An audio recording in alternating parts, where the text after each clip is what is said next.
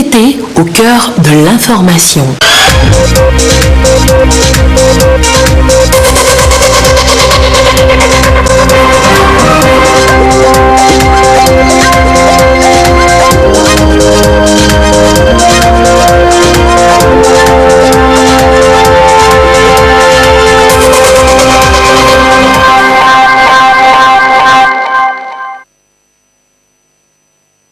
Il est 20h. Bonsoir à tous. Merci de votre attention.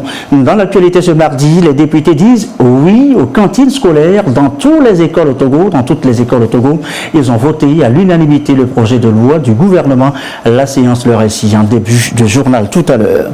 Le Covid-19 leur a volé la vedette, mais la poliomyélite, la fièvre jaune et même le paludisme refont parler d'eux. Des cas ont été décelés. Le ministre de la Santé annonce la reprise des campagnes de vaccination. La reprise annoncée aussi bientôt pour les vols. Réunion préparatoire ce mardi des autorités aéroportuaires, compagnies et agences de voyage. Mais la reprise ne doit pas être un facteur favorisant pour la propagation de la pandémie, prévient-on. Voilà, madame, messieurs, le sommaire. Bienvenue. Voici le journal. Une école, une cantine scolaire, c'est bien ce que veut le gouvernement. Les députés sont d'accord. Ils ont voté ce mardi à l'unanimité en faveur du projet. Ses implications, les précisions. Edem Sosoko. Le gouvernement a les coudes franches pour réaliser pleinement le potentiel de l'alimentation scolaire au Togo. Les élus du peuple, avec à leur tête Yawa Tchegan Digori, actent le cadre juridique devant désormais régir les cantines scolaires dans des conditions appropriées de son opérationnalisation, surtout la mobilisation de ressources suffisantes. L'adoption de ce texte permettra au Togo d'optimiser la contribution des différentes parties prenantes en vue d'accroître la couverture et l'impact de l'alimentation scolaire sur le bien-être, l'éducation et la santé des écoliers. Au Togo, malgré la gratuité de l'école primaire publique décrétée par les plus hautes autorités, près de 6% d'une génération d'enfants scolarisables n'ont pas accès à l'école. Plusieurs d'entre eux abandonnent très tôt et l'une des raisons principales se trouve être le problème d'alimentation et de nutrition, surtout des élèves issus des milieux défavorisés. Et c'est depuis 2008 que le gouvernement a opté pour les cantines scolaires, identifiées comme un stimulus dans la promotion d'une éducation de qualité, offrant les mêmes chances de fréquentation et de réussite aux élèves. À ce jour, ce sont près de 98 000 élèves dans 315 écoles primaires publiques du Togo qui bénéficient des cantines scolaires. La mise en œuvre du programme d'alimentation scolaire dans notre pays a produit des résultats qui méritent d'être amplifiés et portés à échelle.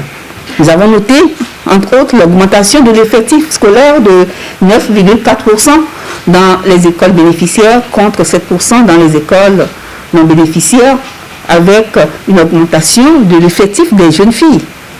Nous avons également noté une nette amélioration du taux de réussite scolaire.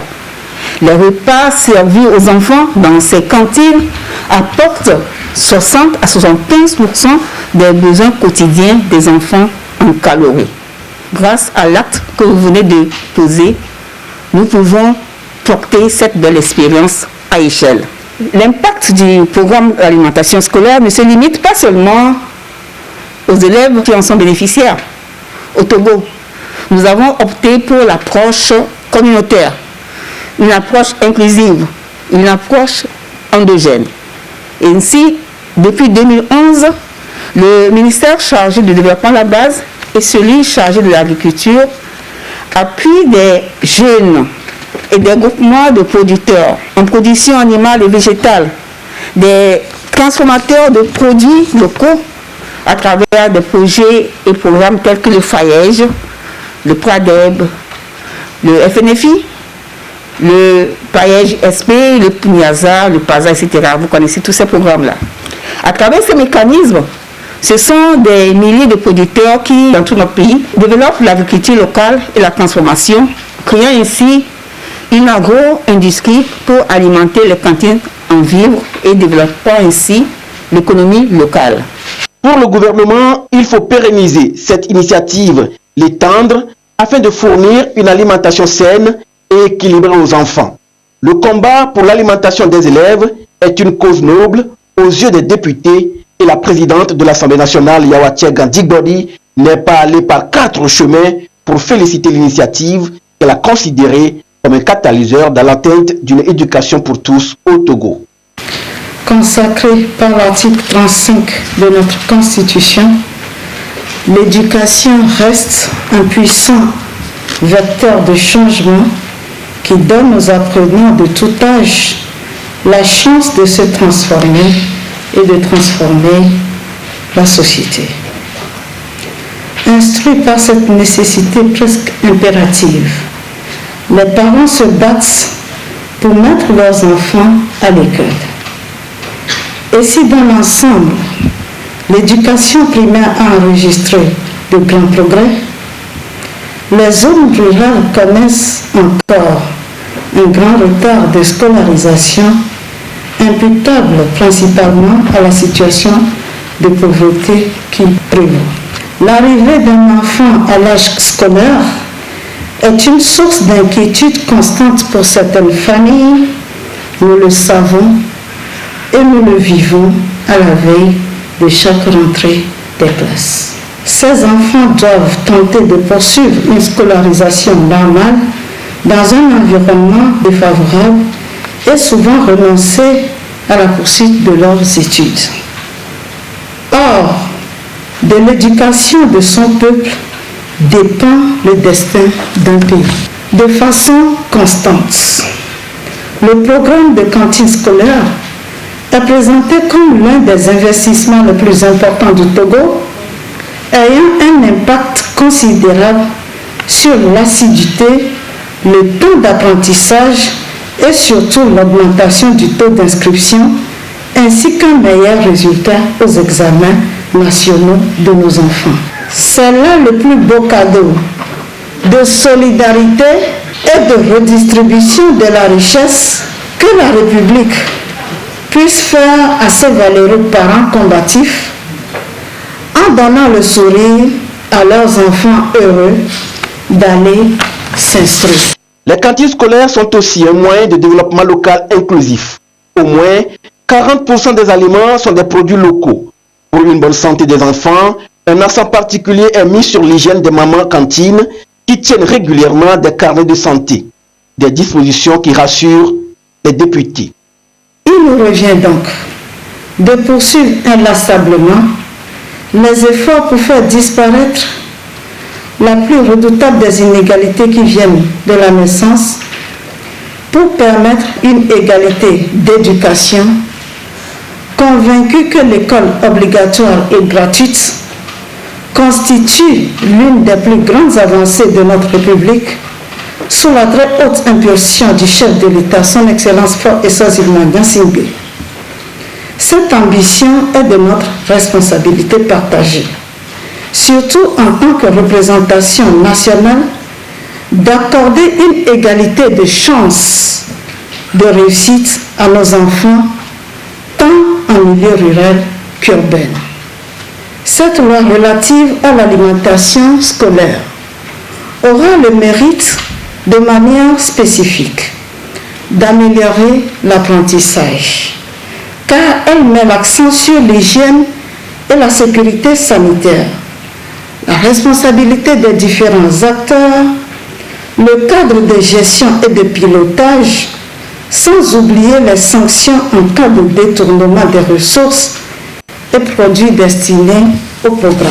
Au fond, l'adoption ce jour du projet de loi sur l'alimentation scolaire, en cohérence avec le programme de développement au plan national et international, contribuera à un meilleur taux de scolarité, surtout de nos enfants issus des milieux défavorisés. Cette démarche se fonde donc sur une parfaite collaboration du milieu scolaire avec les promoteurs agricoles locaux et donc par ricochet la promotion de l'entrepreneuriat local. C'est pourquoi la représentation nationale se réjouit que cette adoption porte sur autant d'éléments majeurs de réduction de la vulnérabilité des populations et qui préfigure pour nous une aube nouvelle. En tout, 72,3 millions de repas ont été distribués depuis 2008 et plusieurs partenaires, à l'instar de la Banque mondiale, de l'ONG M-Afrique, de la CEDEAO et de l'ONG Côte Utile, accompagnent le gouvernement. Depuis le 31 janvier 2020, c'est l'approche communautaire qui est développée après le bouclage du financement de la Banque mondiale.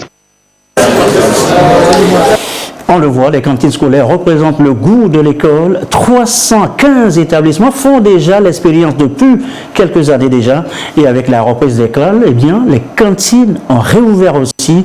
Le cas ici dans les plateaux, on fait le constat avec Sylvain Raboudou. Ils sont 93 élèves de la classe du CM2 répartis en 5 salles de classe. Ici à l'EPP Takokopé, à environ 20 km de Notien, dans le canton de Djemini, préfecture de Rao. Dans ces écoles primaires s'observe une particularité. La reprise des cantines scolaires pour fournir des repas chauds aux élèves, mais dans le respect des règles barrières. Ici, nous y sommes au moment où les mamans cantines s'apprêtent pour la distribution des repas aux apprenants. Et à en croire le directeur, toutes les mesures sont prises pour le respect des règles. À partir de 11 h déjà, le repas est prêt. Le repas s'offre aux enfants dans des conditions normales, recommandées par nos autorités, puisque nous avons des consignes à respecter et le respect des mesures barrières. Et l'une de ces mesures, le lavage régulier des mains. Pour le lavage des mains, nous avons un dispositif. Nous avons appris aux enfants comment il faut laver ses mains. Donc, ils observent tout. Nous avons nos femmes mamans, les femmes cantinières. Donc quand elles arrivent, elles ont aussi un dispositif à leur niveau.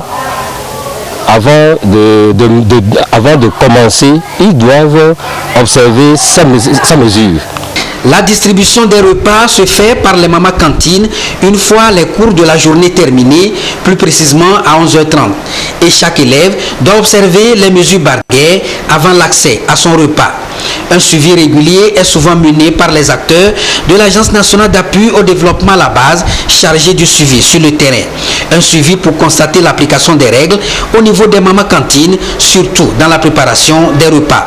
Comme nous sommes maintenant à un moment très critique, le moment de coronavirus, nous leur sensibilisons aussi, nous leur parlons aussi de respecter les mesures barrières. Ils portent leur cache-nez et ils lavent les mains avant de rentrer dans leur cuisine et faire le repas. Elles sont au total 38, mais elles se partagent la semaine. Donc, chaque semaine, il y a 18 personnes avant le corona. Mais maintenant, avec le corona, ils se sont encore divisés et c'est 4 personnes qui viennent par jour. Avec la reprise des cours le 15 juin dernier, 80 écoles à cantine scolaire sur 92 sont actuellement opérationnelles dans les plateaux. Et depuis cette reprise, tout se déroule et bien. On se réjouit que et les élèves et les enseignants, les mamans cantines ont pris conscience de l'existence de cette maladie et à tous les niveaux, toutes ces mesures sont appliquées et nous nous réjouissons aujourd'hui que on a d'abord l'école a repris avec toute cette sécurité tout autour, toute cette hygiène tout autour de la fourniture de repas.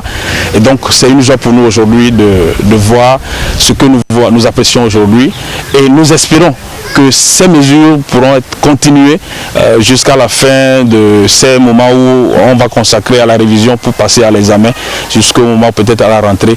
Des efforts sont donc faits par l'Agence nationale d'appui au développement à la base pour le respect des règles barrières dans ces écoles. Le corps enseignant est donc mis à contribution pour s'assurer de la bonne hygiène en vue de mieux relever le défi sur le terrain. Dans les plateaux par exemple, 4 261 116 repas ont été en 2019 servis dans les écoles grâce à l'appui de la Banque mondiale qui soutient ce projet. Et voilà donc pour les cantines scolaires et les mamans à cantine à l'œuvre, on vient de les voir. Voilà qui nous amène à évoquer la femme togolaise. La femme, ce soir dans cette édition, la femme dans le nouveau quinquennat du chef de l'État, comment faire sa promotion et la rendre aussi entreprenante. Eh bien des promesses ont été faites, des mécanismes mis en place. Joseph Amégan pour les précisions. Le secteur de la promotion de la femme devrait continuer d'occuper une place de choix dans l'action gouvernementale au cours de ce nouveau mandat du chef de l'État. Considérablement amélioré ces dernières années, ce secteur a connu le déploiement de divers mécanismes, projets et programmes d'accompagnement, d'autonomisation, d'inclusion et de protection juridique. Le président de la République, dans le cadre de la pérennisation des acquis, s'engage à asseoir une nouvelle politique de promotion et d'entrepreneuriat de la femme, en phase avec le plan national de développement PND 2018-2022. Ainsi que ce soit sur le plan économique, social et de la santé, de nouvelles mesures et initiatives sont prises afin de permettre aux femmes de jouer pleinement leur rôle d'acteurs de développement et de progrès. La proportion des femmes propriétaires d'entreprises actuellement évaluée à un peu plus de 22% sera portée à 28% et celle des femmes ayant accès au crédit de 44,36% à 60%. Comme déjà annoncé, l'initiative présidentielle de réservation du quota de 25% de marché public aux femmes entrepreneurs sera poursuivie et un statut de zone franche pour les femmes sera créé afin de simplifier et réduire les procédures, formalités, taxes et divers coûts. Sur le plan agricole, le chef de l'État entend mettre en place des mécanismes pour accompagner les femmes dans la création des entreprises agricoles et porter la proportion des femmes salariées agricoles de 58,11% à 80%. Dans cette veine, il est prévu une réservation d'un quota de 30% de la superficie de chaque zone d'aménagement agricole planifiée ZAP aux femmes et organisations de femmes dans les opérations de transformation, conditionnement et commercialisation des produits agricoles. De nouvelles politiques sont également attendues dans le segment de la santé maternelle, comme l'avait annoncé le président de la République en début d'année. La césarienne, déjà subventionnée à 98% par l'État, sera totalement gratuite, tout comme la prise en charge des femmes enceintes pour les besoins sanitaires. Allez au plus près pour en savoir un peu plus. Le ministre de l'Agriculture, accompagné de partenaires, s'est rendu ce mardi à Citra Prat. Eh bien, c'est la société industrielle de transformation de produits agricoles tropicaux. C'est à Thévy, à 35 km de Lomé. Objet de la visite, voir et comprendre ce qui est fait sur place. Antoinette Omovoro. De cette usine sortent chaque mois des tonnes de farine de maïs.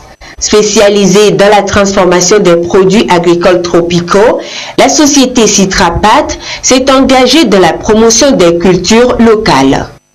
En plus de la farine, elle met sur le marché divers produits dérivés des céréales, notamment la semoule et le son pour les éleveurs. Du pré-nettoyage à la transformation, en passant par le stockage, qualité, hygiène et sécurité sont au rendez-vous. La capacité réelle de l'usine, c'est 50 tonnes par jour, mais aujourd'hui nous sommes à 20 tonnes jour et nous sortons la farine, la semoule et le son. Donc, pour dire vrai, le marché de la farine ne pose pas de problème. Sur le plan national, les gens en prennent et à l'international, les gens sollicitent. Le seul souci que nous avons actuellement, c'est la semoule qui normalement est destinée aux brasseries. Et nous attendons, il y a beaucoup de brasseries qui manifestent déjà, nous attendons commencer par les servir. En quelques mois d'activité, la performance de Citrapat a séduit plus d'un. Des partenaires sont sur le site pour se faire une idée du fonctionnement de l'unité de production afin de mieux accompagner le promoteur. La CEDEAO est en train de mettre en place la réserve régionale de sécurité alimentaire au niveau régional.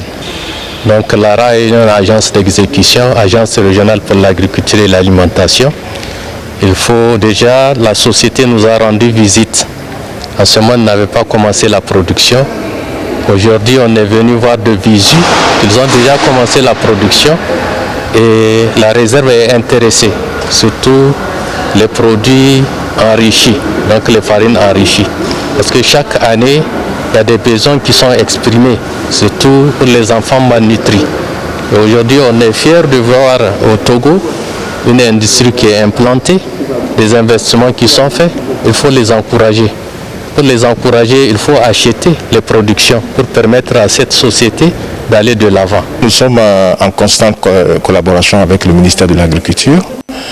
Et depuis d'ailleurs un certain nombre de temps, nous avons signé des accords avec le ministère, notamment dans le cadre d'un projet qu'on appelle le projet ODD 2030. Et là, c'est pour assister le renforcement des systèmes agricoles. Et cela passe par non seulement la collecte et l'analyse des données que nous faisons avec la DICIT, mais aussi pour faire la cartographie des producteurs et les transformateurs ici au Togo. Cela permettra aux PAM, parce que nous avons également nos procédures d'achat qu'il faut appliquer. On ne vient pas directement acheter avec les particuliers, mais nous passons par une procédure. Et sachant qu'il y a des excédents ici au Togo, le PAM Togo est un hub logistique pour la sous-région. Donc la sous-région PAM en Afrique de l'Ouest couvre 16 pays, y compris les pays du Sahel et certains pays de l'Afrique centrale. Et tous ces produits passent par le port autonome du Togo. Donc, sachant qu'il y a ces produits disponibles sur le marché, nous sommes en train de travailler avec le ministère pour non seulement faire la cartographie de cette disponibilité-là, mais aussi vérifier la qualité et les quantités que nous pouvons appuyer les achats dans la sous-région pour les distribuer aux personnes vulnérables. Le système des Nations Unies se réjouit de cette ingéniosité dans la mise en œuvre du plan national de développement. C'est une bonne opportunité et c'est bien de constater qu'effectivement les ambitions du pays dans le PND qui encouragent l'entrepreneuriat local ainsi que la transformation des produits agricoles, que cette ambition-là est une réalité à travers cette entreprise et nous ne pouvons que l'encourager. Le gouvernement togolais encourage l'entrepreneuriat local, un secteur pourvoyeur d'emplois.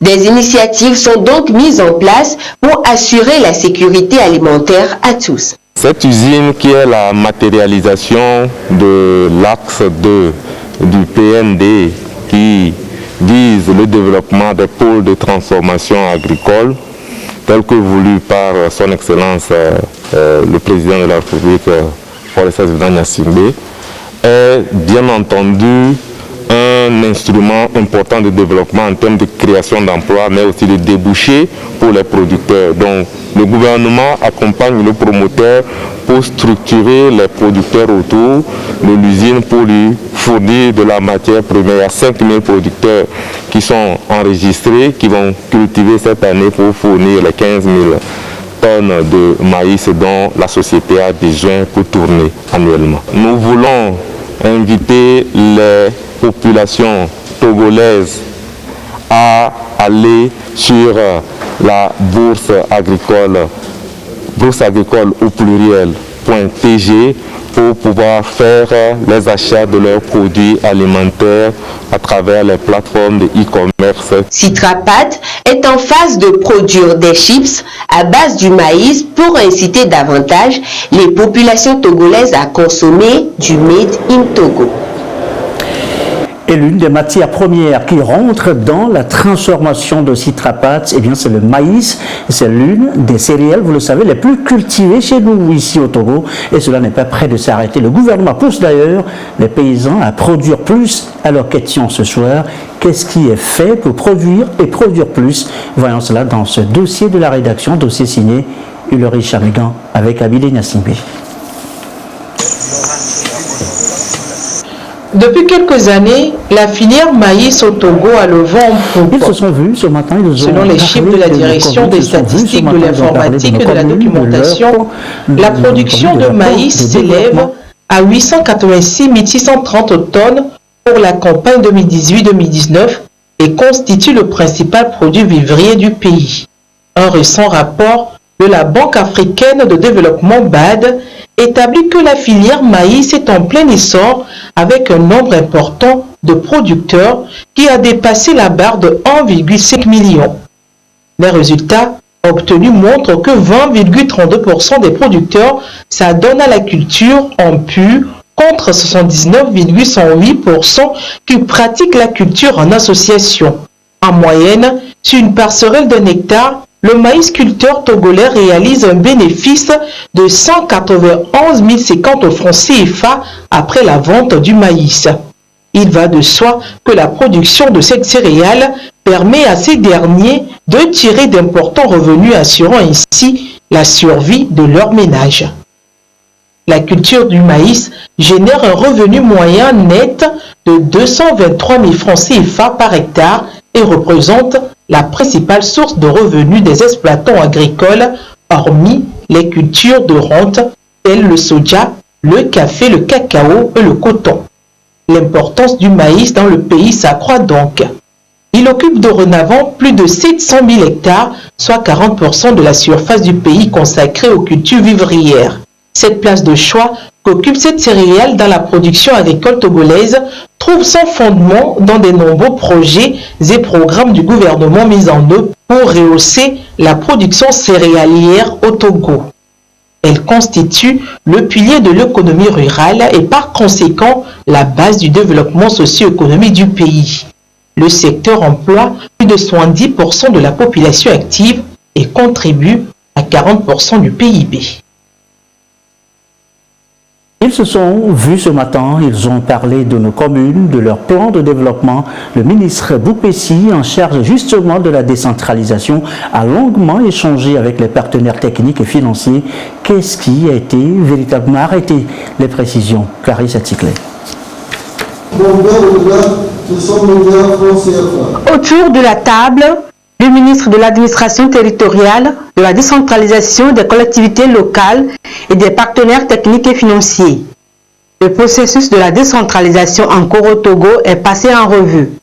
En dehors des décrets et arrêtés qui ont été pris afin de renforcer l'arsenal juridique dans lequel les collectivités territoriales vont s'épanouir, des actions ont été également menées, notamment sur le plan financier, afin que les communes puissent démarrer leurs activités. Le gouvernement a débloqué des ressources pour payer les loyers des communes, enfin des différentes mairies dans chaque commune. Lorsque les mairies ont été installées, le gouvernement a débloqué des ressources, plus de 700 millions, pour répartir entre les communes, pour leur permettre de commencer à travailler en attendant de mobiliser leurs propres ressources.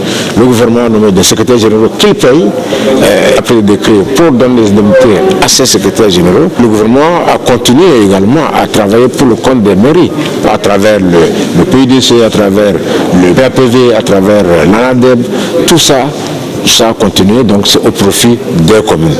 Donc vraiment, tout a été fait pour permettre aux communes d'évoluer correctement. Maintenant, il y a des défis majeurs qui nous attendent. Le premier défi, c'est vraiment le renforcement des capacités des conseillers municipaux et le personnel des communes. Ça, c'est vraiment le plus grand problème. Et le deuxième défi qui est très important, c'est la mobilisation de ressources. Le gouvernement a fait beaucoup d'efforts et nous espérons que les PTF viendront dans le cadre de la mobilisation. Maintenant, le troisième défi, c'est le plan de développement communal, parce que les communes naviguent à vue. Il faut comme des plans précis de développement. Le collège des partenaires techniques et financiers, au devant desquels l'ambassadeur d'Allemagne au Togo a unanimement salué les efforts du Togo au vu des résultats perceptibles sur le terrain. Les engagements se sont renouvelés pour faire des 117 communes togolaises des pôles de développement à la base. C'est un processus qui est vraiment démarré avec les élections, avec l'entrée en fonction de nouvellement élus, aussi avec maintenant surtout la création des nouvelles communes. On tout reconnaît que c'est un grand début avec un grand engagement, ce que j'ai moi-même vu sur le terrain, avec les élus, avec des initiatives sur le niveau de communes. Mais on doit aussi reconnaître que c'est beaucoup à apprendre pour une situation où la grande majorité, je crois, des élus n'a pas d'expérience de l'administration pratique. On doit aussi apprendre comment maintenant s'accoutumer à la nouvelle situation. Et ça, c'est en principe beaucoup plus de travail comme auparavant. Les choses ont jusqu'à maintenant très bien marché et on est très optimiste pour la continuation. De l'UNICEF au PNUD, en passant par l'Agence française de développement, la BOAD, la Banque mondiale et le projet de développement de la gouvernance locale Prodégol, des appuis concrets pour l'avancée du processus ont été annoncés. Il s'agit notamment de doter les communes de locaux propres aux mairies, de les équiper de matériel de travail et surtout de mettre en place des plans communaux de développement. À quoi qu'elles avaient toutes disparu tellement personne n'en faisait plus cas à cause du Covid-19? Eh bien non, la poliomyélite et la fièvre jaune refont parler d'elles. Des cas ont été décelés ce courant en 2020 et face à la menace, le ministre de la Santé annonce la reprise des campagnes de vaccination et de traitement préventif dans la région concernée. Marie-Ange Bida. La riposte sanitaire à l'échelle nationale s'organise sur un autre front. Et pour cause, les maladies infectieuses et transmissibles ressurgissent en marge du Covid-19. La relance des interventions sanitaires de masse est un impératif. Elle se fera dès le mois de juillet 2020. Ces maladies-là occupent un pilier entier de notre plan national de développement sanitaire qui est une composante du plan national de développement inspiré du chef de l'État et mis en œuvre par le gouvernement. Dans tous nos pays, on a constaté par exemple qu'avec cette pandémie, il y a une baisse du taux de fréquentation, une baisse du taux de consultation, une baisse du taux d'hospitalisation des autres maladies. Donc ça ne veut pas dire que ces maladies ont disparu, non. Et donc, il y a nécessité de faire une sorte de recadrage en menant des activités au profit de ces autres maladies dont nous avons bien sûr l'habitude de lutte. 5 campagnes de masse vont être lancées. La vaccination des enfants contre la poliomyélite et la fièvre jaune, les traitements de prévention contre le paludisme et les 3 maladies tropicales négligées. Également prévu la distribution gratuite des moustiquaires imprégnés. Lorsqu'on examine les données de couverture vaccinale sur la période de janvier à mai et qu'on les compare de 2019 à 2020, qu'il y a eu une légère baisse. Cette cellule de crise qui a fonctionné au quotidien et qui a permis non seulement de parler de la riposte à Covid-19, mais également des questions majeures telles que l'épidémie de polio, telles que la problématique de la prise en charge du paludisme ou d'autres aspects concernant les enfants, ont vraiment permis de faire la différence. Il faut continuer et même renforcer ces activités de manière à ce que nous puissions faire remonter les données à celles que nous avions en 2019 d'au moins 90%, sinon de 95%, qui sont ce taux étant ce que nous souhaitons pour les enfants au Togo. Les structures sanitaires sont rentrées dans une certaine léthargie avec la pandémie au Covid-19. La situation actuelle l'impose. Les services doivent reprendre le cours normal de leurs prestations. Avec les efforts, on se rend compte que nous pouvons dire que nous avons commencé à souffler par rapport à Covid-19 et donc rapidement se remettre au travail parce que les autres affections n'ont pas attendu. Parce qu'on se rend compte qu'on est en face de la recrudescence de beaucoup d'affections. Nous avons tout ce qu'il faut pour qu'on puisse avancer, pour que la population reprenne le chemin des services de santé, afin qu'on puisse leur fournir les services nécessaires et réduire drastiquement les maladies à potentiel épidémique. L'appel est donc lancé à toute la population togolaise pour renouer avec la fréquentation des structures sanitaires pour les interventions de routine. Les interventions de masse se profilent déjà à l'horizon dans le respect strict des gestes barrières. Et voici dans la foulée, pour plus de précision, ce communiqué de presse, l'apparition de la maladie à coronavirus 2019, Covid-19 en décembre 2019 en Chine et sa déclaration comme une pandémie le 10 mars 2020 par l'Organisation mondiale de la santé, OMS, a contraint le Togo, à l'instar de tous les pays du monde entier, à ralentir de façon drastique les activités socio-économiques afin de contenir le risque de propagation du virus dans la population. Cette situation a impacté négativement les activités de santé publique avec pour conséquence, entre autres, la baisse de la fréquentation des structures de santé, la baisse des couvertures vaccinales et la suspension des interventions sanitaires de masse.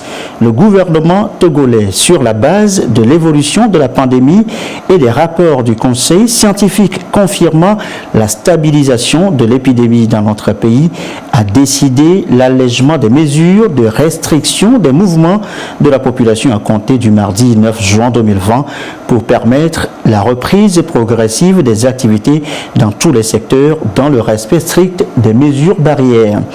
Ainsi, pour poursuivre sa mission de préservation de la santé publique, le ministère de la Santé et de l'Hygiène publique, en collaboration avec ses partenaires techniques et financiers, relance les interventions sanitaires de masse dès le mois de juillet 2020. Il s'agit notamment de la campagne de riposte de vaccination des enfants de 0 à 5 ans contre la poliomyélite dans les régions maritimes et Lomé commune. De la campagne de riposte de vaccination contre la fièvre jaune chez les personnes âgées de 9 mois et plus à Galagachi dans le district sanitaire de Loti, les cycles de chimioprévention du paludisme saisonnier à la sulfadoxine, pyrimétamine dans les régions Savane, Kara et Centrale. La campagne nationale de distribution gratuite de moustiquaires à imprégnation durable à la population, la campagne de traitement de masse à l'abendazole, le praziquantel et l'invermécine contre 3 maladies tropicales négligées que sont respectivement les géohelmintaniases, les chytosomiases et les onchocercoses. Cette campagne sera couplée avec la supplémentation en vitamine A et le déparasitage à la bendazole au profit des enfants de 6 à 59 mois. Ces activités sanitaires de masse se dérouleront comme à l'accoutumée avec des agents de santé communautaires des localités concernées pour chaque intervention. À cet effet, le ministre de la Santé et de l'Hygiène publique compte sur la compréhension de toute la population pour l'atteinte des objectifs des dites campagnes de masse à venir, communiqué et signé du professeur Moustapha Midiawa. À propos précisément de la pandémie, voici la situation du jour ainsi que l'indique ce communiqué. À ce jour, mardi 23 juin 2020, la situation de la pandémie au nouveau coronavirus Covid-19 au Togo se présente comme suit. Le nombre de cas confirmés est de 576 avec 7 nouveaux cas depuis hier. Le nombre de personnes guéries est de 384 avec 4 nouveaux guéris depuis hier. Le nombre de cas actifs est de 179 et le nombre de décès est de 13. Communiqué, chiffre rendu public par le ministre de la Santé et de l'Hygiène publique, professeur Moustapha Midiawa. Je vous l'annonçais dans les titres, au sol, pas à l'aise, planer dans les airs, eh bien oui, c'est leur vocation. Les avions vont bientôt reconquérir le ciel à partir de l'aéroport de Lomé. Nos autorités aéroportuaires se préparent à réunir ce mardi avec les compagnies aériennes et les agences concernées par la reprise des vols. Il était néanmoins plus question de voir comment cette reprise des vols ne desserve pas plus tôt la pandémie. Nous reviendrons en image sur le sujet dans nos prochaines éditions. Vous êtes client de la BIA Togo, vous résidez à Agoué, plus besoin de vous déplacer jusqu'à la direction à Sigamé. Votre banque vient d'ouvrir une nouvelle agence tout près de vous à Agoué. Écoutez ça là. Agence BIA Agoué en face du marché Agoué Siyeye. L'institution a démarré ses activités il y a une semaine. Pachabani, gérant de la station d'essence Ouando Agoué, fait partie de sa clientèle. Ce matin, il est venu faire un dépôt. Ceux qui travaillent ici sont très bien accueillants. Le travail est rapide, ce qui fait que nous sommes motivés à continuer par venir. L'arrivée de cette banque dans la zone d'Agoué nous fait beaucoup de choses. C'est une joie pour nous de l'accueillir. Dans les murs de la nouvelle agence, le préfet d'Agoué-Nivé était présent pour son inauguration. Il salue le choix porté sur sa localité. Nous nous réjouissons de l'ouverture d'une agence de la BIA ici à Gouénivé. Ça rapproche des services de la BIA vers la population. Cela correspond exactement à la vision, à la politique du chef de l'État en matière de décentralisation. Nous leur souhaitons donc bonne chance. Nous exhortons donc les opérateurs économiques à utiliser donc la BIA qui est en face du marché afin qu'ils puissent prospérer et sécuriser leur argent. BIA Togo est l'une des anciennes banques présentes au Togo. Sa nouvelle structure, ouverte ici à Agoué, porte le nombre de ses agences à 12. L'institution veut davantage apporter sa contribution dans l'inclusion financière. Le choix d'Agoué n'a pas été le fruit du hasard. C'est vraiment une région de la ville qui nous intéressait depuis longtemps.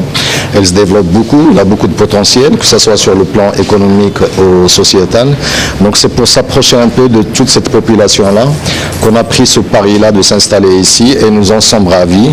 Et on voudrait offrir tout ce que sait faire la banque, que ce soit la BIA ou le groupe qui est derrière, qui est le groupe Matijali Wafa Bank. On voudrait apporter un peu toute notre expertise, toute l'offre de produits et services à cette population-là, aux entreprises qui sont installées ici, et voilà, et prendre le pari avec eux sur l'avenir et sur le développement de cette partie de Lomé et du Togo, quoi. On intervient sur beaucoup de projets qui sont structurants. Le dernier, par exemple, c'est la centrale thermique de Kekele avec le groupe Eranov, sur lequel on a participé. Puis bon, on est en train de participer à plusieurs projets structurants, que ce soit dans le BTP, que ce soit dans les infrastructures, que ce soit aussi dans l'offre de services à la population. L'objectif de la BIA, c'est vraiment faire partie du paysage bancaire local et offrir des services qui soient les plus adaptés. Depuis 2013, la BIA Togo est devenue une filiale du groupe Matijali Wafa Bank.